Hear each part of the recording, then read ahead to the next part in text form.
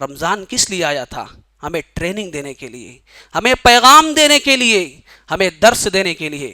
سب سے پہلا پیغام، سب سے پہلا درس، سب سے پہلا سبق رمضان ہمیں یہ سکھاتا ہے کہ تم متقی بن جاؤ۔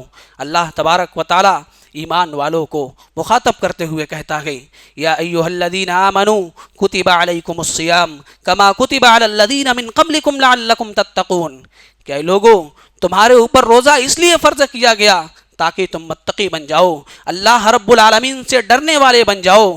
جس کسی چیز کو اللہ تبارک و تعالیٰ نے حرام کر دیا ہے ان حرام چیزوں سے بچنے والے بن جاؤ۔ تقوی کو اختیار کرنا کوئی مشکل کام نہیں ہے، متقی بننا کوئی مشکل کام نہیں ہے جس کو ہم نے مشکل بنا رکھا ہے۔ اللہ رب العالمین کی حرام کی ہوئی چیزوں سے اپنے آپ کو بچانا کوئی مشکل کام نہیں ہے۔ اگر ہم رمضان کے مبارک مہینے میں جائز چیز کو، حلال چیز کو اللہ رب العالمین کی رضا اور خوشنودی کے لیے چھوڑ سکتے ہیں، 14 گھنٹے 13 گھنٹے اپنی جائز خواہشات کو اللہ رب العالمین کی رضا کے لیے چھوڑ سکتے ہیں، تو سال کے 11 مہینے ہم حرام چیز کو کیوں نہیں چھوڑ سکتے؟ سال کے 11 مہینے ہم حرام چیز کو کیوں نہیں چھوڑ سکتے؟ یہ رمضان ہمیں سبق دے رہا ہے۔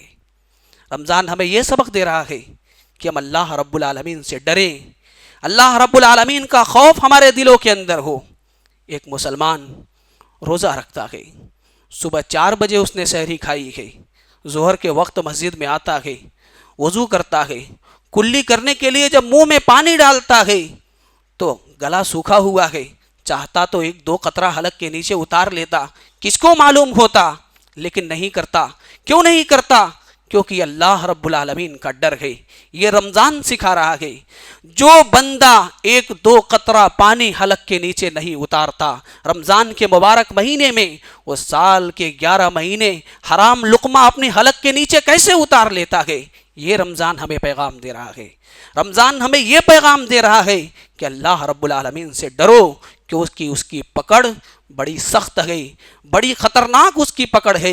ان بطش ربک لشدید، تمہارے رب کی پکڑ بڑی سخت ہے، اس کی گرفت سے، اس کی پکڑ سے کوئی بچنے والا نہیں ہے۔